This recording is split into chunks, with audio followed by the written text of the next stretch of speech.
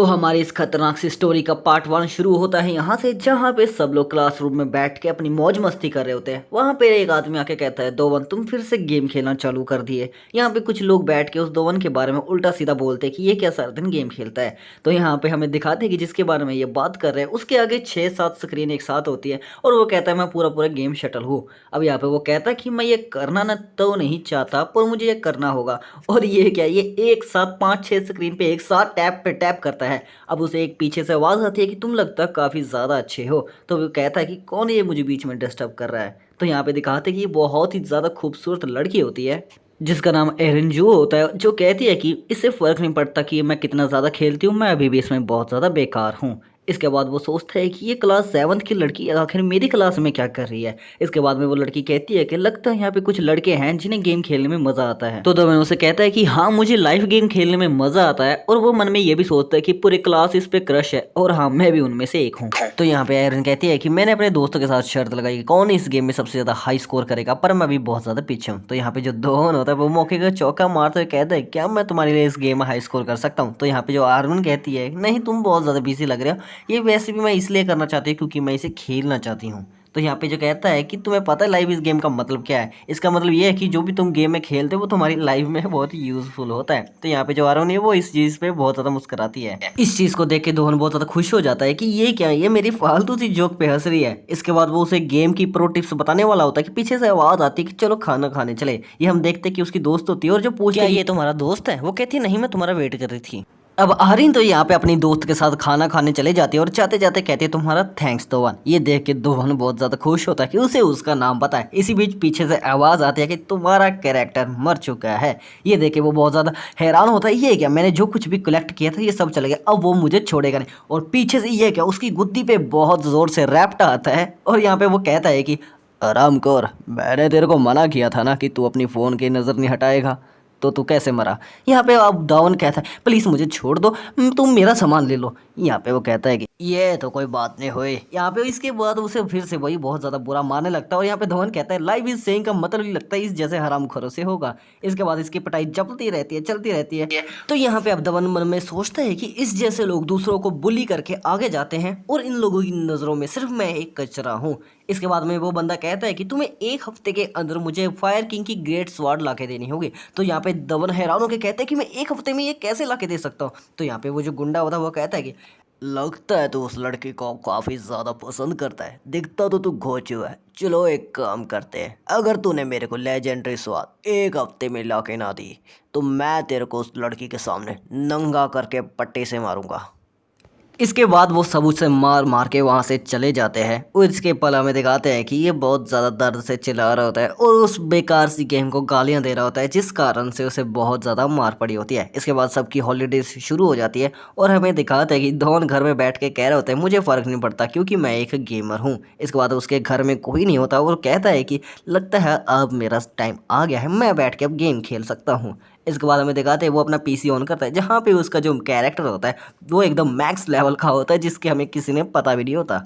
इसके बाद वो कहता है कि लगता है मुझे कुछ ज़्यादा बुरी फीलिंग्स आ रही है और यहाँ पे सिस्टम का मैसेज आता है कि अब जो कैरेक्टर का मैक्स लेवल है वो 200 हो चुका है। ये सब देख के जो दोवन होता है बहुत ज़्यादा हक्का बक्का रह जाता है।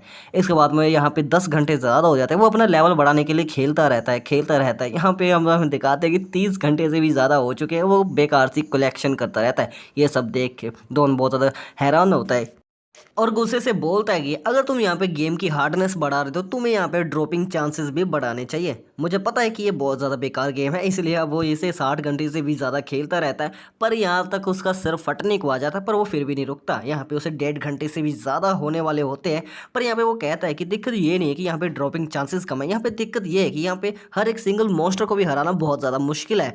अगर मैं सच में ये ना कर पाया तो वो सच में मुझे उसके सामने नंगा करके मारेगा। ये सब कुछ सोचते सोचते यहाँ तक कि वो रोने भी लगता है। अब उसके बाद इसकी फाइट एक बॉस से होती है, जहाँ पे उसने बॉस को सिर्फ एक ही हिट से हरा दिया होता है। ये सब कुछ एक सिस्टम प्लेयर देख रहा हो जिसका लेवल 200 होता है और वो कहता है कि ये कैसे पॉसिबल है कि उसने सिर्फ एक ही हिट में उसको हरा दिया होता है। अब यहाँ पे वो उसको मिलता है और कहता है कि क्या तुम यहाँ पे एक पार्टी को ढूंढ रहे हो। अब यहाँ पे जो धवन होता है उसके साथ चिपड़ी चापड़ी बातें करता है और कहता है कि मुझे आपके साथ लड़ाई करनी है। तो यहाँ पे वो उसके साथ प्लीज प्लीज करते रहता है। तो वो जो होता है बंदा वो कहता है हाँ ठीक है तुम मेरे साथ लड़ सकते हो। यहाँ पे अभी उसे एक मैसेज आता है जहाँ पे लिखा होता है कि तुमने किंग ग्रेट स्वॉर्ड हासिल कर लिया है। और उसी के साथ सिस्टम की तरफ से एक और मैसेज आता है जहाँ पे वहाँ पे लिखा होता है कि तुमने गॉड की भी तलवार हासिल कर ली है। तो ये सब कुछ देख के धवन बहुत ज़्यादा खुश होता है। ये क्या, एक के साथ एक फ्री, लगता है मेरी एक हफ्ते की मेहनत बेकार नहीं गई। अब यहाँ पे वो फाइट कर रहे होते हैं और यहाँ पे उसका काम तो हो चुका होता है और वो कहता है योर हाइनेस आप मेरी तलवार ले सकते हैं, यहाँ अच्छी चलती है। अब यहाँ पे वो कहता है कि हाँ अब लगता है सारा काम हो गया, मैं आराम कर सकता हूँ। और जैसे ही वो यहाँ से उठने लगता है, ये क्या, वो ज़मीन के नीचे गिरने लगता है और उसका पूरी तरह से सिर घूमने लगता है।